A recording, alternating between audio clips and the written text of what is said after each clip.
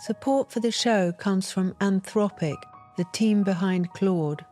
There's a certain kind of person who delights in spending hours figuring something out. For them, this kind of work isn't a waste of time. It's an irresistible pursuit of the aha moment when everything clicks. And that's exactly the kind of thinking that Claude was designed to do, to skip over the easy answers and dig into the deep stuff. Try Claude for free at claude.ai/fashion neurosis and see why problem solvers choose Claude as their thinking partner.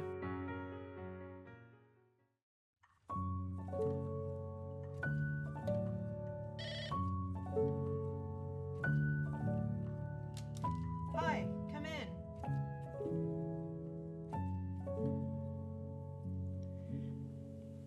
Welcome to Fashion Neurosis, Hannah Rose and Stephen Raj. Hi, Bella. Hi, Bella. Can you tell me what you're wearing today and why you chose these particular clothes? I'm wearing a dress shirt and a tie and some dress pants and my big combat boots. Yeah, it's just my everyday look. I feel like lately I've been sort of trying to sort of deconstruct masculinity, so I don't know, it feels right. What about you, Han? I'm wearing a pink silk suit and with matching pink silk Louboutin shoes. And this is a look from our spring-summer collection. And I just got it back from the factory because I sent it to the factory to make sure that, you know, when they make the orders for the stores, that it looks exactly like how I liked it from the show. So I just got it back, so I was excited to put it on today. And I'm wearing a pink kind of bird headpiece to complete the outfit. And I don't know, dressing every morning is such a ritualistic part of my life, and every day is a new day to be something. So I don't know, today I felt like the pink embodies what I feel, I guess. It's very charming and kind of softening to see you. And then I like, Stephen, the belt you have around your arm. It's the whole combination is somehow powerful but gentle. It's really lovely. And you're the design duo Fecal Matter, and your Instagram account, Matières Fécales, has nearly 1 million followers. And you've described what you do as creating and wearing a style that is not meant to be aesthetic nor a costume, but an extension of your skin. Mm-hmm. And you've both defied extreme disapproval and prejudice in every area of your lives to express yourselves in the way that you do, almost like a biological earth. And Stephen, you were a little ahead of the metamorphosis. And what was the first instance of that you can remember? I mean, for me, it all started when I started drawing. And my high school experience was pretty bad, but drawing was really sort of like my gateway to expressing myself before I could do it physically. So it was sort of my safe space to just create whatever I wanted. And I was really drawing what we look like today, actually. So I was actually drawing Hannah when I was like 11 years old. Like, I drew this bald woman that was androgynous but also sensual, and it was sort of like, yeah, a gateway for me to express myself. So when we met each other, I think that I was already sort of like getting that transformation bubbling. But it was really when I met Hannah that I was able to really sort of go all the way. Right, Hannah? I think for me it was through research. When I was 14, I kind of figured out that clothes, like how fast fashion was made and the clothes that I was buying, how they were being created, and how it was really, hurting people and how factories were burning down and people were actually suffering at the cause of, demand for cheap clothing and for fast fashion. So it made me so upset that I decided I'm never going to buy fast fashion anymore, and I would have to just make my own clothes. So I feel like my kind of gateway into transformation was through a little bit of like anger towards what I was purchasing and consuming. But still, it took maybe another decade to have the courage to, wear what I was creating on an everyday basis and take that even further through makeup and through the darkness and all of that. Yeah, I think our environments, we were both in such different backgrounds, but it was, I think, we were both very repressed and we were scared. I think there was so much fear.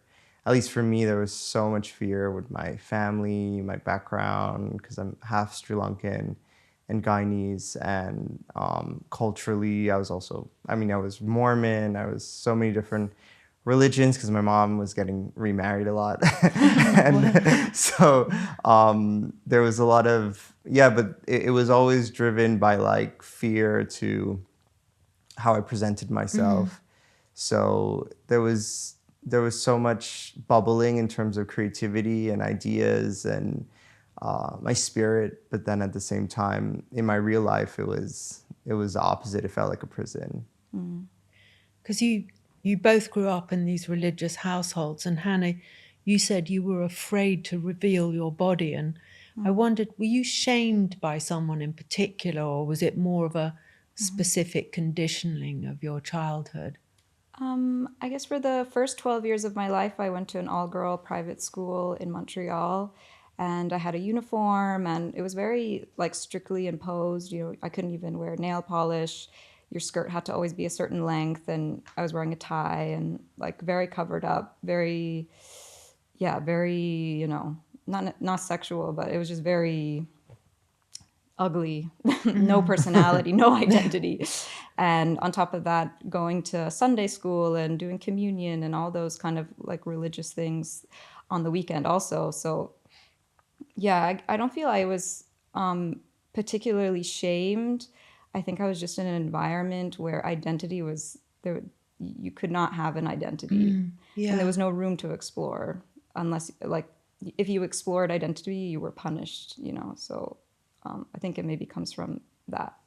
The shame came from. So interesting, that whole thing of, sort of breaking out from what's your normality, because I had the opposite upbringing, and I remember I had a friend who grew up in a Catholic home and looking at those quiet altar boys and things and thinking it was the most exotic thing I'd ever seen, and this kind of repression was so alluring because to me that looked like safeness. I mean, obviously it wasn't, but it's just that kind of the way, what for both of us, the complete opposite represented some sort of gateway to freedom. But it's suppression of children and how sort of it is literally crushing, but how if it doesn't set you free, it totally destroys you, and somehow or other it was your thing to push against and be free. And you described talking about growing up in a Mormon household, Stephen, and how did you, because you talk about your families as something you didn't want to lose, and did you love your family in spite of their strict expectations of you? Yeah, I was, because I grew up with my mom and my sister, and my dad, he was basically he was living in Guyana with another family, so he wasn't really part of my life. But my mom and my sister, I loved them so much, and I was so obsessed with them because we were sort of like a little unit together. I grew up in like low-income housing and, with all the other like immigrant families, which sort of had the same situation as me. Like some of my friends, it was also like single moms of color. And, I was living in the same room with my mom and my sister for a minute, and we were all just together. So I loved them and they meant everything to me. And, but at the same time, I guess I was also resentful towards them because I wasn't able to be myself fully, and I felt encouraged to be a version of myself, but not the version that I wanted to be, if that makes any sense. And there was sort of a moment where I sort of, wanted to sort of end my life, and it was very scary. I was like, I think I was probably like 11, and it was partially because I was so scared that if I did live my truth, they would reject me. And I was so scared to lose them, and I was so scared to disappoint them. And at that time, when you're a child, like that's all you have. You don't really have the idea that, okay, you can like maybe one day move to Paris and, do your thing. And, at that time in those environments in your bubble, that's, their opinions mattered so much to me. So in a lot of ways, I was so in love with them that it also stopped me from loving myself in some ways. And it was really when I went through a whole situation and it didn't really work out, and I was sort of like, fuck it, I think I'm just gonna have to like be myself, and if they love me still, then that's amazing, and if they don't, then I was sort of like, I guess I'll have to find new people to love me. And I was okay to make that sacrifice. And in the beginning they definitely didn't understand. My sister was a lot more understanding than my mom was, but throughout, I guess, my journey, they started accepting me more, and it's been great. But definitely, like you said, for kids, I think when you're born into an environment where you don't feel like you fit in, and where you feel like you can't really chase your own freedom of expression, it could be the worst thing ever. It could kill someone, actually. So yeah. Were you more worried about your father or your mother? I guess because my dad, he wasn't around, even though he was very religious also. And he was calling my mom a few times and checking in. And so if anything, I felt lucky that he wasn't part of my life, because I knew that, because he was very strict and he was really intense.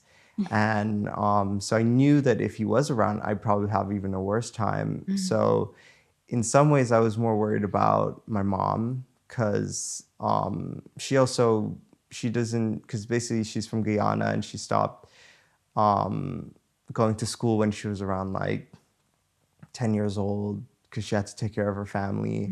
She had like I think she had like 8 or 9 siblings, and she had to take care of them. So her education wasn't really the best. And then she actually, I mean, her whole story is intense, but she got married into a Mormon family or something when she was very young, to get like the green paper to go to America. And so her whole life was also very, very in a bubble. So raising me, I think somebody that was naturally just curious about everything, I think it was hard for her. And towards sort of like my big transformation that I did, it was also a moment to educate her about a world that she had no access to either. Wow. Gosh. And Hannah, you said beauty was a very interesting development in my life, because I wanted to be a good girl and thought I would never wear makeup. And how did your mother look? And I wondered, where did your desire to be different, can you place it in your ancestry anywhere? I mean, my mom, no. I mean, I gave her some MAC makeup for Christmas, and I don't know if she's been using it. My mom is a very, she's a nurse. She's a very like nurturing, type of person, but definitely fashion and makeup was not a part of her language or her day-to-day. But I was always really fascinated about the moms that, like, in my school, like those moms. I was always like, so they're just so fabulous, and I guess they lived this very luxury life, and I was kind of, I guess, very attracted to these women. I mean, they would just dress up and pick up their kids after school. You know, that's like kind of all they did. That was their job. But yeah, and my father, I mean, with him, we would always go vintage shopping, and he was more into fashion really? and style, and we would kind of. He was very supportive of kind of my expression out of anyone, because I think he understood it a bit more. But yeah, I definitely, I can't pinpoint someone in my family, but there was always just it was like a metal cord coming from my heart towards fashion and adornment, and that kind of obsession. It was just, I don't know. I can't explain how it just, it was like this, such a strong connection with me and clothing. Because you've both talked about being hooked on self-expression and like a drug, and it's so fun. And it's so interesting when you compare the freedom of this to the self-annihilation of anorexia or self-harming. And do you think those things are related? I think so. I think it all taps back into sort of when you look at yourself in the mirror and when how you see yourself, and trying to align that to what's physically there and what's emotionally there. And I think definitely it becomes an obsession. I think for us, you know, when I looked at myself in the mirror, there was a moment where I didn't recognize myself because I didn't see what I saw inside on the outside. So I did steps to get there. So it's like, you know, in my head I saw myself without eyebrows, so I shaved it off, and then I saw myself bald, and I went bald. I saw myself, you know, wearing, you know, specific things, so I made those specific things to wear it. And I, you know, it's like building yourself in some ways. And I think it's, at least for me, I also think it's really linked to growing up, you know, with like a computer, and, you know, whether it's like Sims, which is, you know, like a game that I used to play, or, you know, these digital virtual worlds that I was also exploring at the time, that, you know, a big part of it was you customize your character, you create yourself, you recreate yourself. So I think for me, that's where that obsession is. But definitely, you know, it also goes into like how you look physically in your body. And, you know, I grew up quite chubby, and I was, you know, self-conscious about that also. So I went through a whole situation where I wanted to, you know, exercise and eat healthy and all that. But then I was an extremist, so it also went to the other end. So there's totally a connection, in my opinion. I don't know, maybe for you, Han, what your thoughts are. I mean, to me, the word addiction is interesting, because I feel like we are very addicted to doing this, because it's such a euphoric feeling. And both Stephen and I, we don't do drugs, we don't drink alcohol, we don't smoke cigarettes, we don't even drink coffee. Like very like really rejecting all forms of addiction. And people always ask, oh, how can you be in this industry and not be like, you know, snorting cocaine and doing what a lot of people do in this field. And for me, I always say, well, if you felt what we feel when we have this type of freedom, you would never, you know, there's nothing that can compare. So I don't know. That's, I guess, what I think. Yeah, that makes a lot of sense. It's because, you know, reading about your journey to your fully expressed selves, it was, you mentioned, Hannah, about feeling sort of dejected and morose if you're not looking how you feel. And I really I really noted that when I read that you'd said that I had I could feel that and remembered in my childhood, there was just this one moment. I remember looking in the mirror and I was about 11 or 10. And I was wearing a scoop neck top and I thought, this is terrible. I am not myself. Something is terribly wrong here. And then I became obsessed with collars, with shirt boys' collars. And when I got what I needed to wear right, I could become myself. Otherwise, this kind of anxiety about not my identity being like sort of insipid or somehow diluted. And I think that's the power of clothes, and you represent that so beautifully in both of you, and how you look and how you are. It's really inspiring. And you met at fashion school in Montreal, is that? Stephen, you said you had boyfriends but couldn't imagine having feelings for a girl. But now that you and Hannah are romantically involved as a couple, do you have the sort of normal sexual jealousies about each other? Yeah, I guess.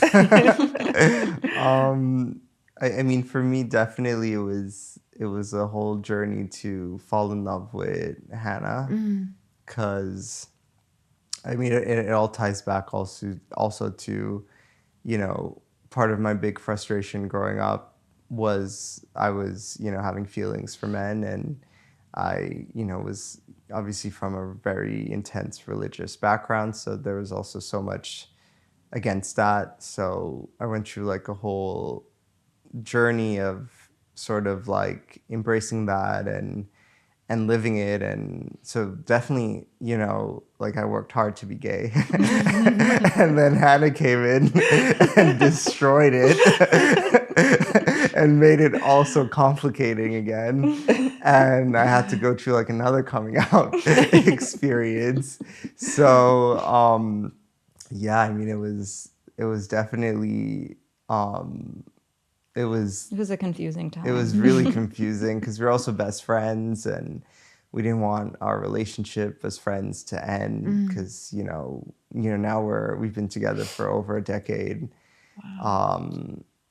But at that time it was like also fresh and new, and I loved Hannah so much as my soulmate. But then I was also scared that if we get romantically involved, that it would lead to a breakup or whatever. Maybe I realized that I couldn't be with a girl, or I don't know, whatever. So it was all very like, let's just see where this takes us. So we were just discovering it together. And for Hannah, I mean, you were never with anyone. I never had a boyfriend or a girlfriend or anyone, so it was also something new for me too. And yeah, very also confusing because we were really like the bestest of friends, spending every living moment together, doing all of our school projects together.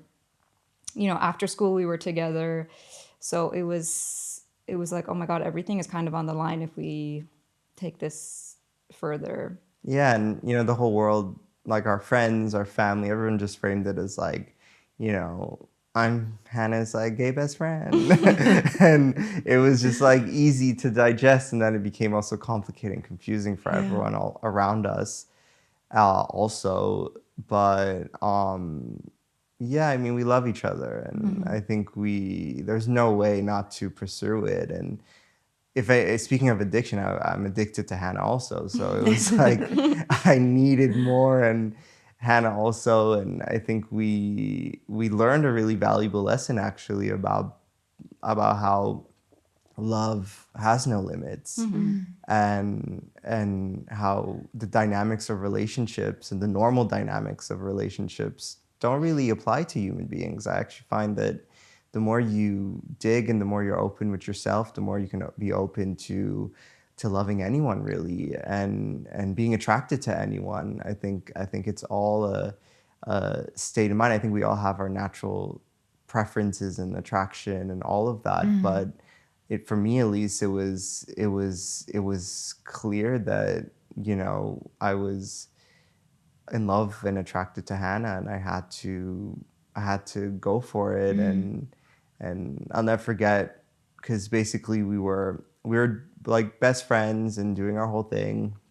And then we'd always go out. So after school, we would just like go partying, me and Hannah, and sober. But we just love dancing, and we love just discovering like underground music. Montreal has a really amazing underground music scene. So we were just like always out and turning looks and, having fun. And this is also before social media for us, because this is like 2013. So it was like we weren't even on Instagram. It was just our own, time to just like have fun. And Hannah would never get hit on. So like, because Hannah was also Well, we're always at we're always at queer the gay parties club. and at the gay club.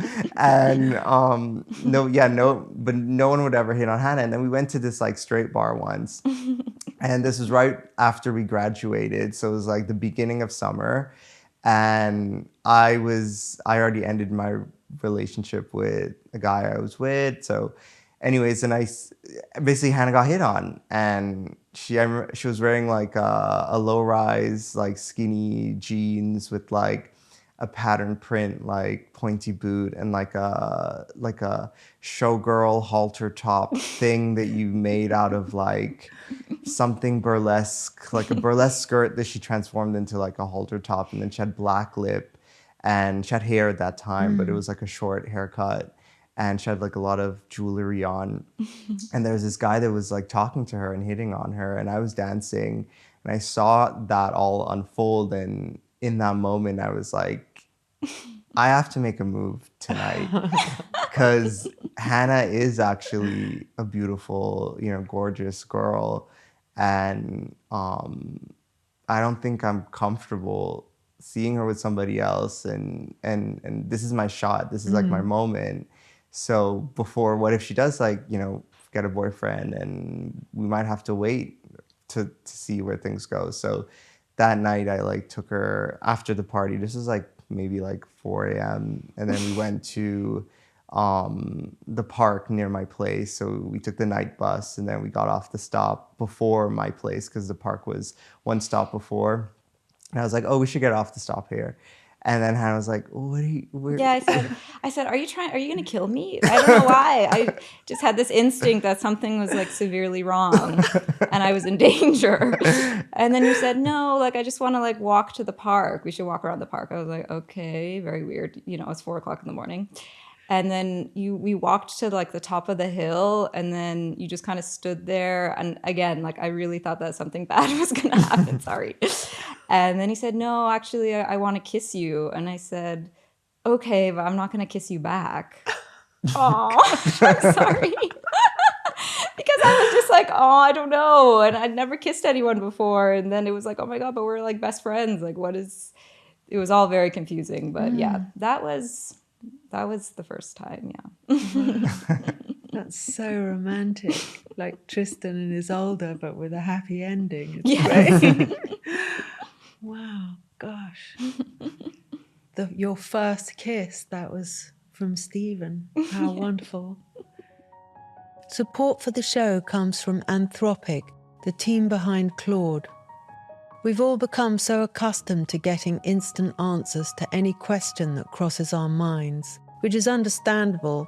We've all had access to search engines for decades now. But often search engines will trade depth for expediency, and the answers you're given can be incomplete or compromised by advertisers. That's what sets Claude apart. Claude isn't interested in giving you quick and easy answers. When you ask it a question, it's prepared to get into the why with you, to dig deeper and follow you down rabbit holes. What's more is that Claude can also support you with the kind of admin tasks that are tedious to complete on your own, which is how I prefer to use Claude. It helps me with things like cleaning up a cluttered inbox, or summarizing meeting notes, or synthesizing a plan of action when I want to get started on a new project. In that way, Claude is more like an ally than a simple search engine. Try Claude for free at claude.ai/fashionneurosis and see why problem solvers choose Claude as their thinking partner. And if you fancy someone and don't like what they're wearing, does it kill your attraction? I mean, That's so funny. We were talking about this at Christmas with Rick. With Rick and we were talking about this with Rick at Christmas or something. Yeah. And I think we all agreed. I don't remember what we all agreed on, but I think for me, it doesn't kill the attraction. I think I enjoy when people have maybe like a normal look or maybe like not the best sense of style. If anything, I'm attracted to people's minds. And sometimes, you know, as we would know better than anyone else, what you think sometimes and how you feel doesn't always reflect how you look. So I guess I'd be curious to discover the mind more than what they look like. But at the same time, for like a, for me at least, definitely, you know, somebody with great style is a plus, right? I think for you, I'm more of a mind person also.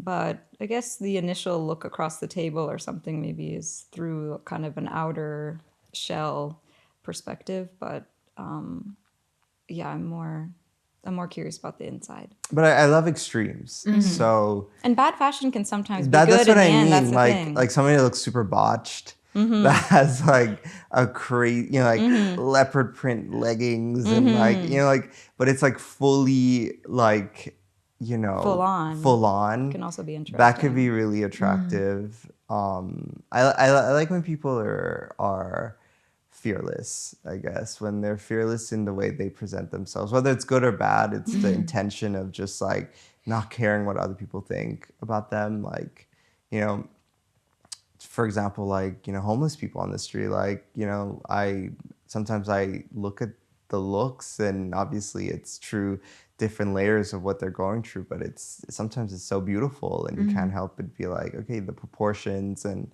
you know, the vibe. Same as, you know, you could be surrounded by like people that have like so much access to beauty and amazing fashion, amazing clothes, luxury brands, and you can look at what they're wearing and it's like, ugh.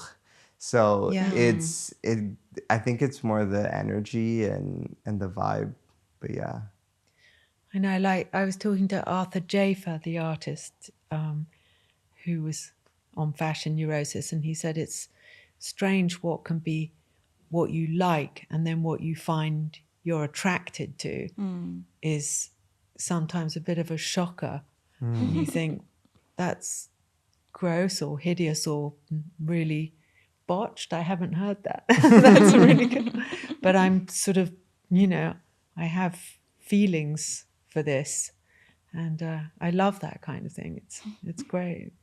And how do you feel about being naked? Because does that involve being 100% naked with no makeup, or do you prefer to have elements of your, I've heard you describe as fecal glam, to do with your makeup and to feel naked in the exciting way that sort of that naked can feel? I feel like it's very, very important to have a relationship like with myself with makeup and without makeup. So it's something very difficult and something I struggle with because sometimes I feel like I don't love myself without makeup or without the clothes and without the shoes, and not just any shoe, it has to be a specific shoe, you know, like, so for me, a part of, I would say, my practice is to spend time with Hannah without makeup and also Hannah with makeup. And not that they're separate entities and they're almost different energies in a way, but for me it's very important because you can easily get very lost into the makeup and almost use it as a crutch. And I would never want it to be a mask.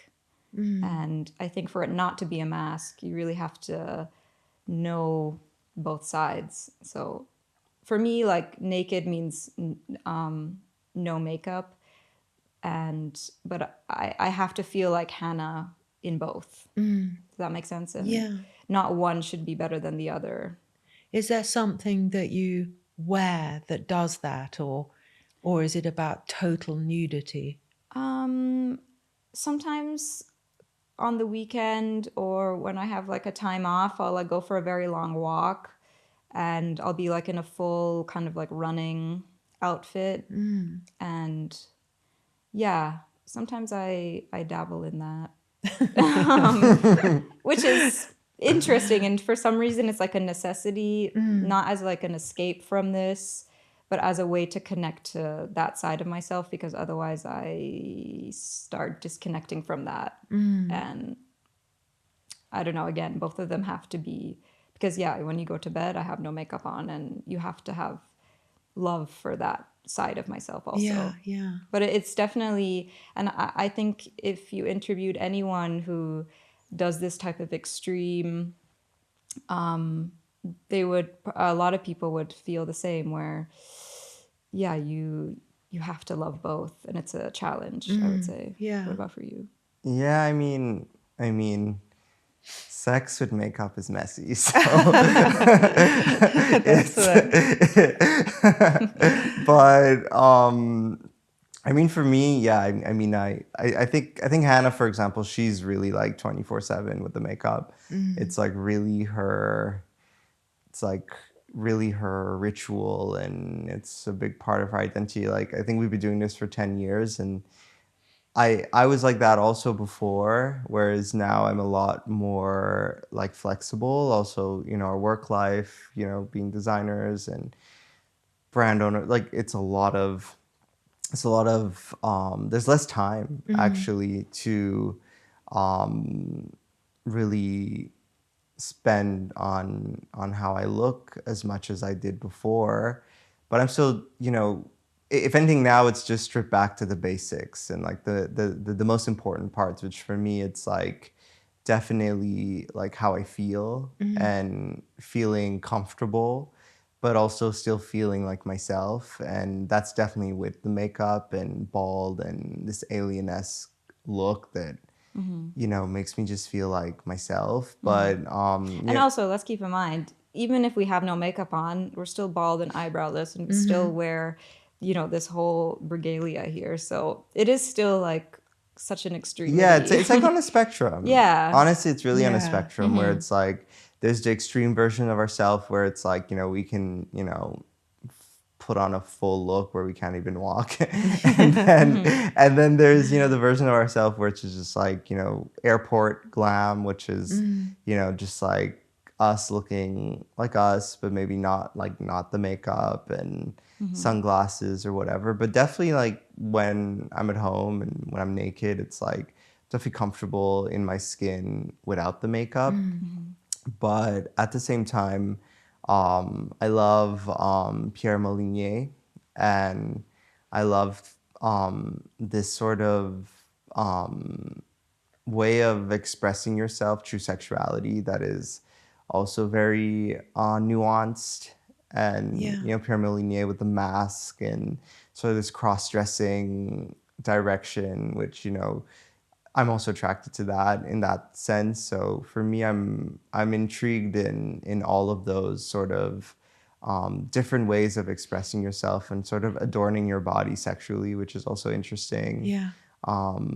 This, the sensations of things. We go to a lot of the coolest parties in Paris, like the ones where the music are the most intense, and the ones where also there's no phones. There's usually sex parties.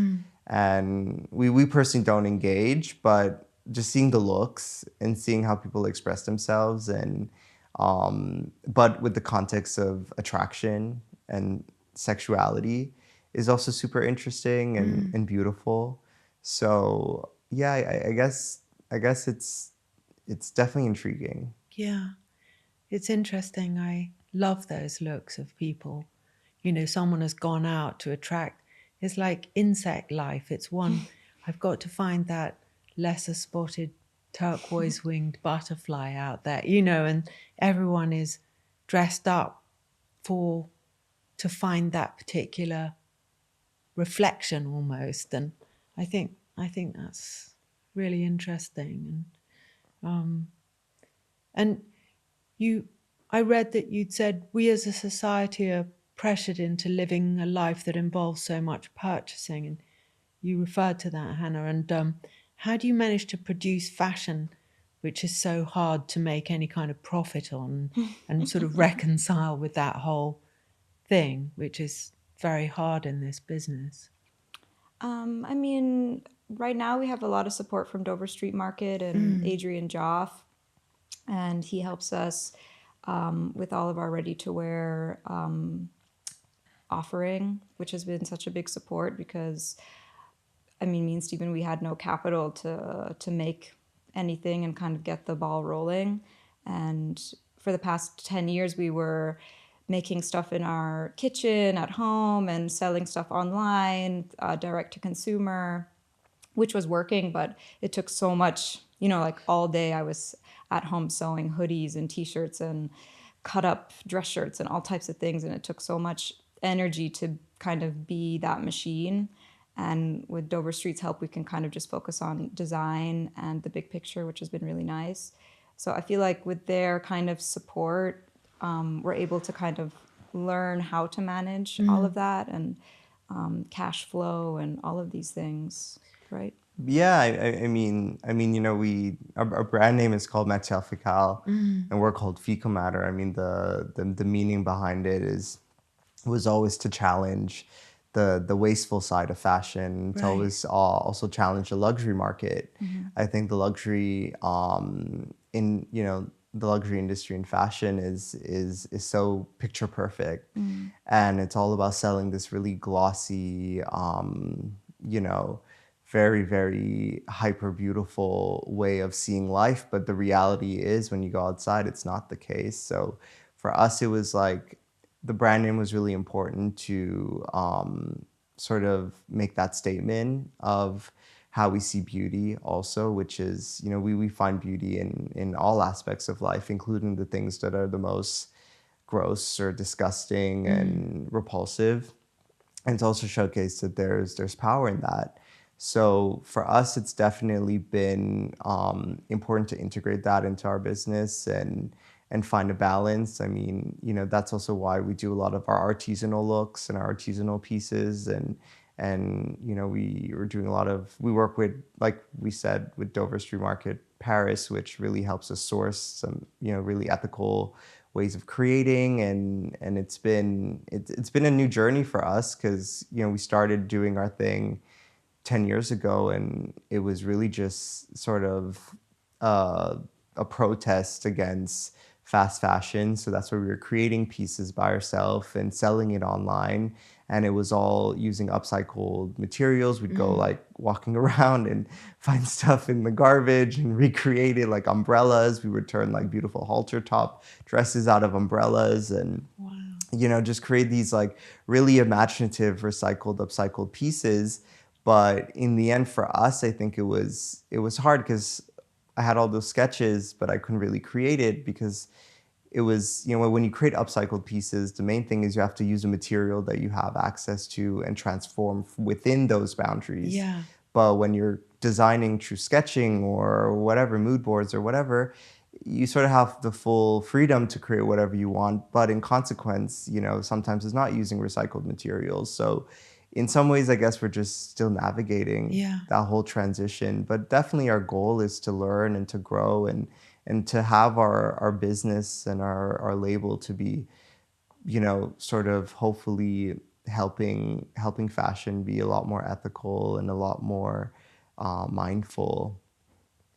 Because Hannah, when you said you'd got your outfit from the factory, like how many pieces will you make of this particular look? I mean, not hundreds, not, I don't know, maybe like under 50 units of this suit, you know. It's not like a mass production. It's not a mass production situation at all, especially this design because it's, you know, I think the blazer is maybe $3,500 retail. So, you know, it's an expensive piece and it requires a lot of handwork inside. There's boning and crinoline and all types of things to get this shape. And it's not like a million people are gonna have, you know, maybe the courage to wear this shoulder and this color. So I think what we do is, you know, it's not for everyone, and that's okay. But that also means that, you know, we're not catering to the mass. So Yeah. we're not contributing to waste on a mass level either, which is fine for me. You know? Yeah. No, there's so much criticism of either fast fashion or expensive fashion, but then expensive fashion means someone is well paid for it and the fabric's made by people who are paid, you know. Yeah. So, you know, there's obviously it's less accessible, but even now in big luxury brands, as you know, to have 50 pieces of a jacket isn't necessarily a small amount, and Right. it's really hard to find people to make the things, Yeah. especially when they're very beautifully and exquisitely made, like your things, and to be able to afford them yourself, let alone sell them on.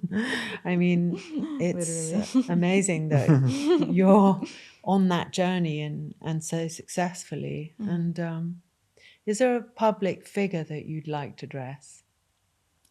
I love Oprah. I mean, Yes, Oprah. obsessed. I'm obsessed with Oprah, and I'm obsessed with like her spiritual, like Yeah, sort Soul of Sundays soul, or whatever she calls soulful Sundays, I Yeah. think. But because I grew up with Oprah, my mom would watch Oprah after school. I'd come home and she had Oprah on, and you know, Oprah was like at the time talking, you know, through her talk show, she was talking Yeah. to people who had AIDS and, you know, informing, you know, these everyday women and everyday men what, you know, people with AIDS, what they're going through. And she was always trying to deconstruct the stigma around certain taboo subjects. And obviously there was, you know, sort of, you know, she's a woman of color who, you know, at that time frame was really, you know, sort of like, you know, the most powerful person in the world, or one of the Yeah. most powerful people. So culturally it was so impactful for me. So definitely dressing someone like Oprah in like a power suit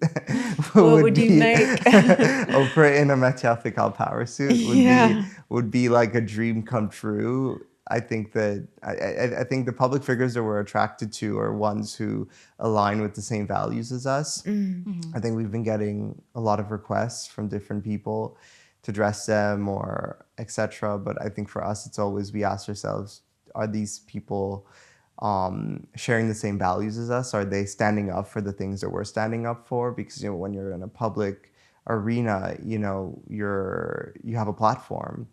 Well, whatever you do, whether it's promoting, you know, anything, whatever you're promoting, there's a consequence to it. So for us, we're very mindful of that, especially at the beginning of our journey as a brand, as fashion designers in Paris. And for us, we're very mindful of who we're aligning with, because I think, you know, the world that we live in today, things are so divisive and things are so sort of dystopian. Yeah. But I think the light in the tunnel is, you know, expression. I think it's art. I think it's beauty. So for us, it's like, you know, aligning ourselves with people that are in that same wave is what we're always towards. I don't know for you.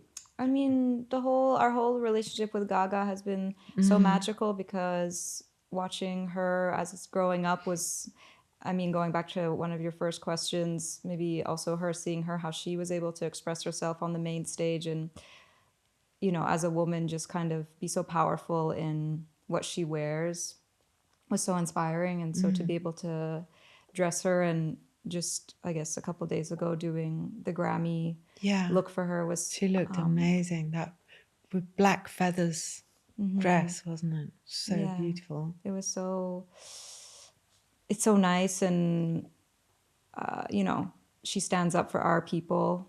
You know, like, I feel like if she was at a restaurant and, you know, in the corner of her eye, she saw somebody being mistreated or something, like, I feel like she would even, you know, get up and say something. Yeah. So as Stephen was saying, dressing people that kind of have our community's back is really important. And she's just been so nice to us also.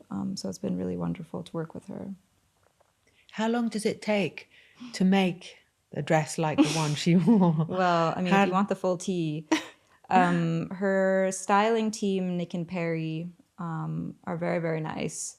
But I think we only found out that we were confirmed for that, how many days? Like a week? Yeah, I think we had like 9 days to make it. Yeah. But then it had to be shipped to LA, so we had to actually have somebody flew from Paris to bring it to to her. bring it Yeah. to her. So we had to actually have the dress done in 2 parts to fit into 2 big suitcases. But I mean, luckily we've been working with Gaga for the past year with her concerts. We have all her measurements, and we actually have. It was actually super easy, and we sort of dropped everything we were doing, Yeah. and we All just hands on deck. all hands on deck, all the people that work with us in Paris. So it was definitely a labor of love, but definitely couture look in our shows, like that.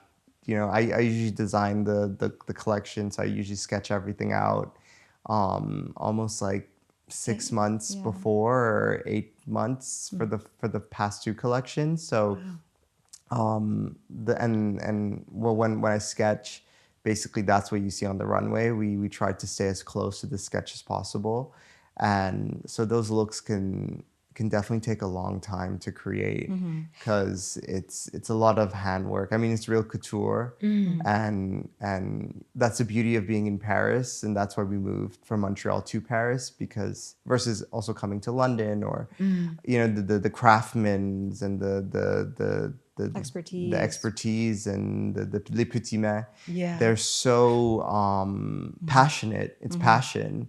It's the love of details, the love of creating these, whether it's like trimmings or the plumerie or everything. Yeah. It's just so beautiful, and to be honest, that's our favorite part of our job, is working with those craft people and creating with them. So it's actually very interesting to see, when you have a little bit of time to create something, but you're so in love with it, how much you can do. So it's super cool. Yeah.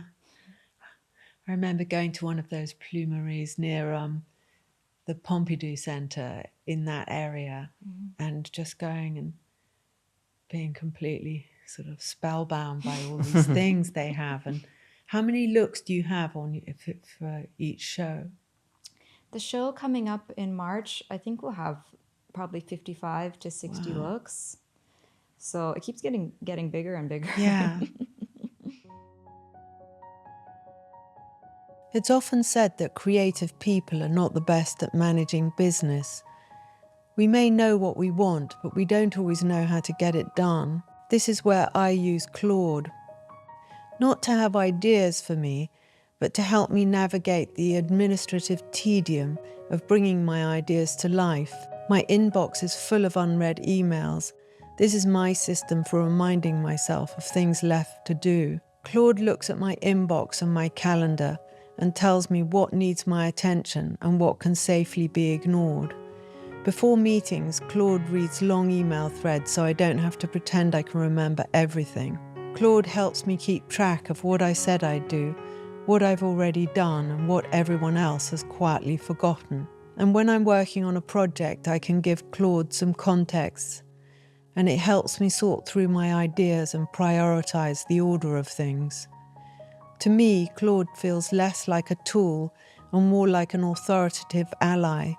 I can spend more time thinking, listening, and making decisions, and less time managing chaos. Try it for yourself at claude.ai/fashion neurosis. Because you're also part of the Rick Owens family, which I secretly feel I'm also a part of.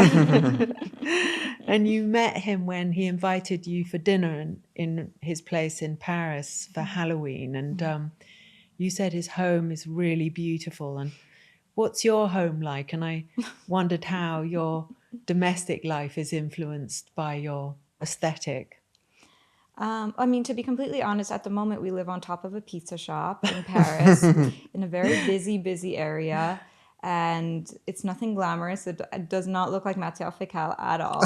It's the same apartment we've lived in since we moved to Paris in 2022. And it's fully furnished, so that means that it's not our furniture at all. And yeah, it's kind of like, I don't know, it's some sort of torture at home sometimes because it just, there's a bright yellow velvet couch in the living room, which is like the furthest thing possible from anything that we would choose on our own.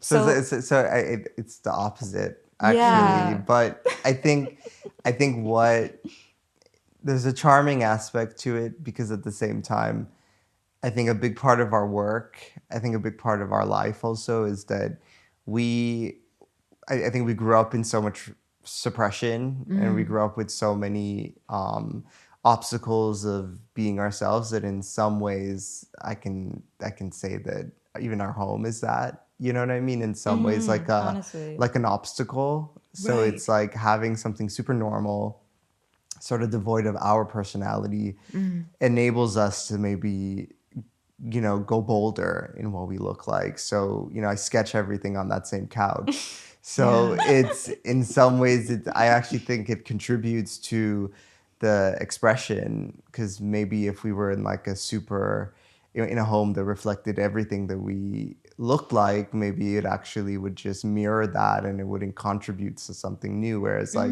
we're always surrounded, like, because you have a lot of windows and we see everybody outside, because also the pizza shop is like super busy.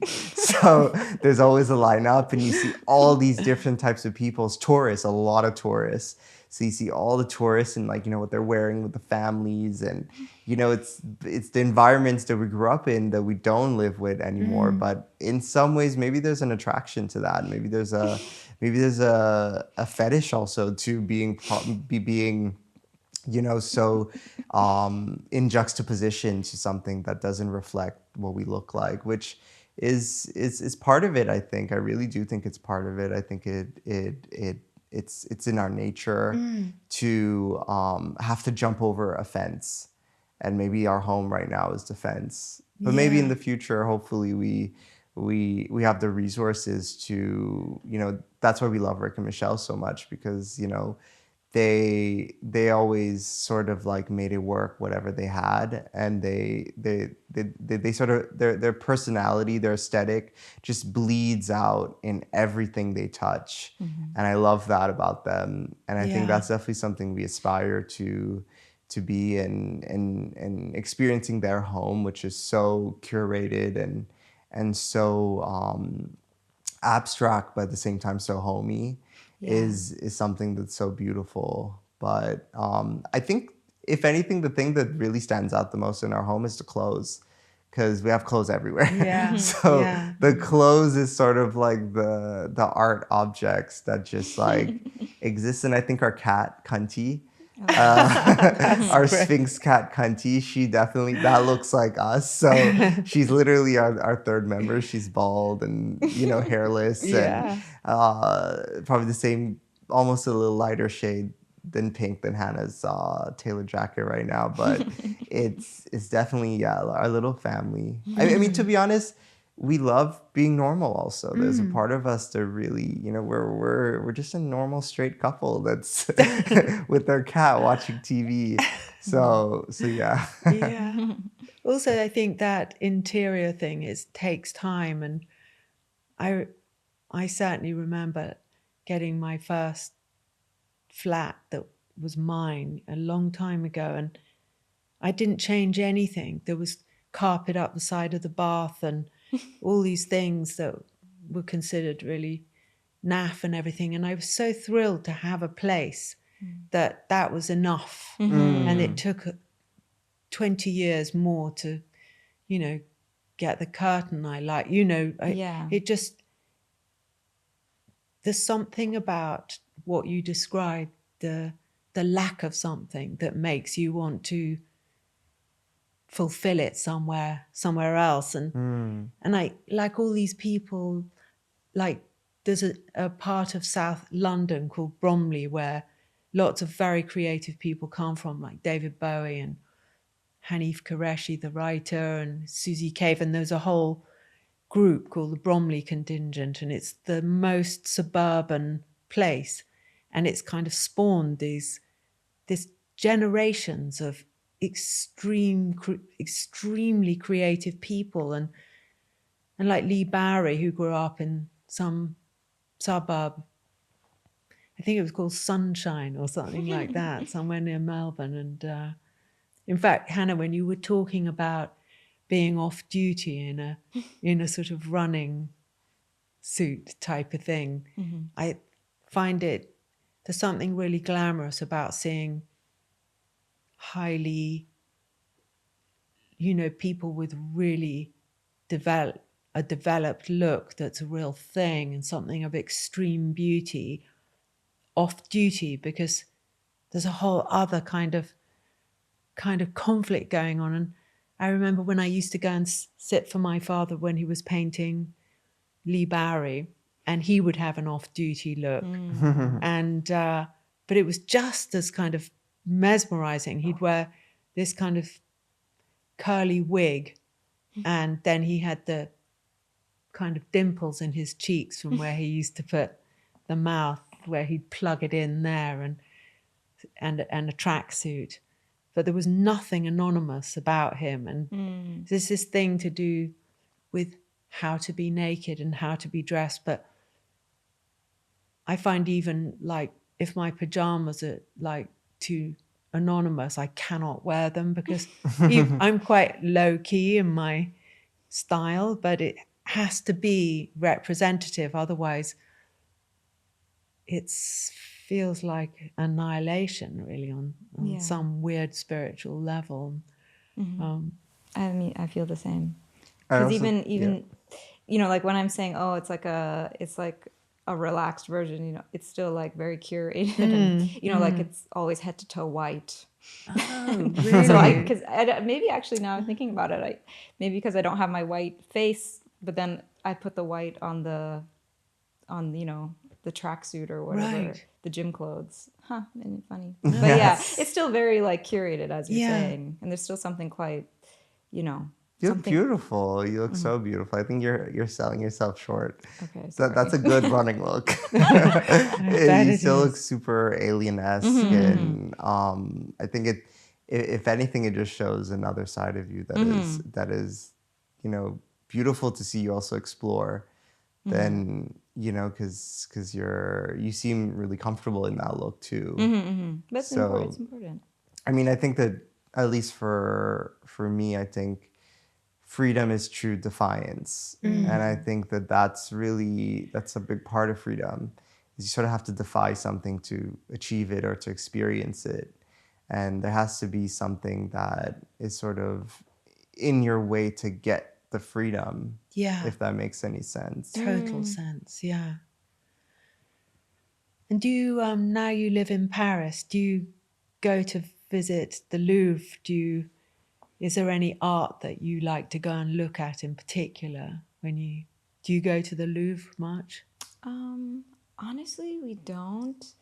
Stephen loves to walk to the Eiffel Tower, and I think walking is like such a big part of it. Yeah, and Paris. Kind of the nature, like the parks. We always love to do that. Yeah, the architecture in Paris. I mean, that's we just we'll just go to those areas and to the monuments and immediately get inspired. The Seine is the water, and I think we're also constantly trying to create art for ourselves and through our own process. And we're surrounded by so many references a lot of times, but for us at least, it's sort of nice to not be in those environments to get inspired. I find it comes out more in like blank spaces. Yeah. So we often do that, but definitely I mean, Paris has so much art everywhere, and it's so beautiful. And seeing the people, we people watch a lot. So we'll hang out in the corner somewhere and just watch people and create stories around them and analyze. And and all of that. But a lot of books. I mean, we have a lot of books at home, Yeah. and a lot of photography books. So yeah, like Pierre Molyneux, Irvin Penn, like those are. I mean, Francis Bacon. Yeah. So there's just so much. And Lee Bowery. I mean, we saw the Lee Bowery exhibition that happened in London. Yeah, that was great. So wasn't beautiful. it? I mean, you know, Lee is a big inspiration for us. I'll never forget Yeah.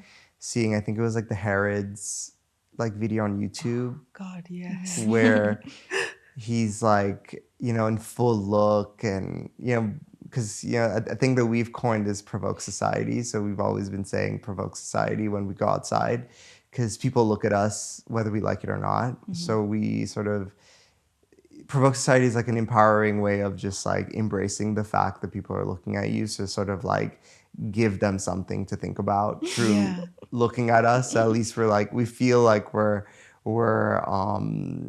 sort of promoting critical thinking through our look. Yeah. So Lee Bowery, that's a big part of that video. That video of him in full look, you know, in all the things that he made, and you know, just twirling around this luxury department store during the day with In a the luxury families space. in the luxury space. It's like ultimate freedom, ultimate defiance, and a huge inspiration for us. I think that video single-handedly is a major inspiration for us and for so many people in our community that also dresses up and serves looks and, you know, is doing this. It's a big Lee is like God. Yeah.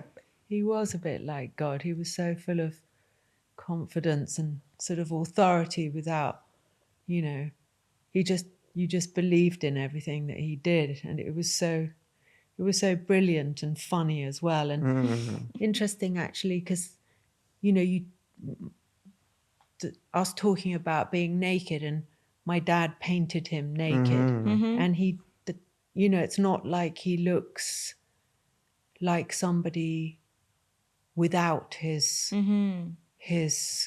himself, his essence. He looks just as kind of impressive, and I can't remember if he shaved his eyebrows, because when you've been talking about that, it's the first thing that drastically alters how people look at you, I think. And unless I go back and find a picture of Lee, did he shave his eyebrows? I think pretty I think he sure. did. I mean, the Nick Knight photos that we love also. I think he did. Yeah. I think that shaving the eyebrows, at least for me when I did it, I remember I just did it randomly at home, coming back from fashion school one day, and I just did it, and my mom came in from work and she was like, "You've gone mad. Are you okay? What happened? Are you going through like a psychosis? Like, what's going on? Why would you do that?" And then I called Hannah, and then Hannah was like, "Oh, what's happening? Are you thought okay?" you went mad too. And then like fast forward to like 2 months later, Hannah shaved hers. Yeah. And I think there's something about eyebrows that frames the face in the most human way, and when you take that away, you lose that frame from a picture, and you just get the canvas, and that's how we see our faces. Yeah. As just like a blank canvas, so the eyeshadow can extend beyond the eyebrow. There's no limits. And hair is the same thing. You know, Divine is the same thing, where she would like, you know, paint the eye wing so far back that it would Yeah. even go beyond the ears. Yeah. And that extension, that distortion of the human body is something that intrigues us so much. And I think it all taps back to, at least for me, like growing up feeling like an alien and resonating so much with aliens. I used to be so obsessed with them because I felt like I didn't belong, and I felt like I didn't belong in my environment, and I was dreaming and fantasizing about all these things that looked so different than reality. But the more we sort of went into our alien look, the more we realized actually how human it is to feel that way. And that's why our first collection was titled The Other, and we had all of our friends and family, most of them, they were walking the show in the finale looks, and it was sort of to celebrate the otherness and that feeling of not really belonging. But I think it's a big part of the human experience. I think everybody sort of feels that way in some way or Yeah, another. You totally. can go to a different country, like, you know, when we go to Tokyo or Japan, and we can feel like the other also. And same as if someone who's Japanese comes to Paris. So it's a feeling I think that we all resonate with, and you know, it's if anything, we're all searching for belonging. yeah. And you're both so elegant and beautiful and have these exquisite looking bodies. And how do you take care of yourself? Do you have a routine there for your... My routine is lots of cakes. I love sugar. I'm addicted to anything with like cream or custard in it. I love pasta. Like I don't take care of myself internally, which has actually been on my list of things to start doing, apart from the walking. But no, but Steven is all up in it. Yeah, I Right. love working out, and I love running, and it's also just, you know, it's a form of discipline that I really enjoy and need also. So even before doing a fitting or work, like I have to go to the gym, or I have to work out, I have to do something physically, because it's just a way to release also the tension. I mean, I work heavily with my therapist, and we really realized that, you know, especially when you go through an extensive amount of bullying and abuse that I went through growing up, like you sort of internalize all the frustrations and the brutality of it. You sort of like digest it, but it doesn't actually leave your body. It sort of like stays in it. Yeah, So you really. need something, whether it's like, it could be working out, it could be, you know, it could be anything really, but you need something to sort of release the violence and release the pain and the aggression. So for me, it's been definitely like healing to get into that. But eating is also the same thing. I mean, I grew up, you know, my mom, she was like a compulsive eater, so emotionally eating, and so that's a big part of it. Like everybody in my family had like diabetes, and it was like a whole thing. So for me, I sort of in some ways have to be self-conscious of Yeah. all of that to like be as healthy as I can. But yeah.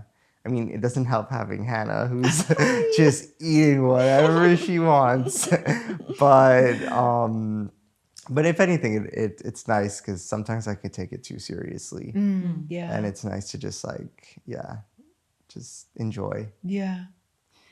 I know exactly what you mean. I can get caught up with too much self-discipline and forget that nothing's going to happen if I waver. But I can get too sidetracked by these rules for myself, Yeah. and they then stop being helpful to see the horizon, you know, and to break out and everything. And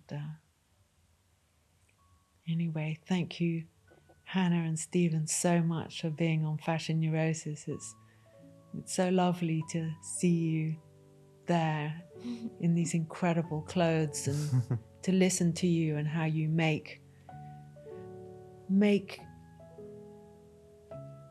clothes be so inviting. And I think a lot of people can be afraid of extreme beauty and how it's manifested in any kind of different way, and you just have such wonderful personalities, and it's really nice to have you in the world. Aw, thanks, thank Bella, you, for Bella. having us. Thank Thank you you. for your nice questions.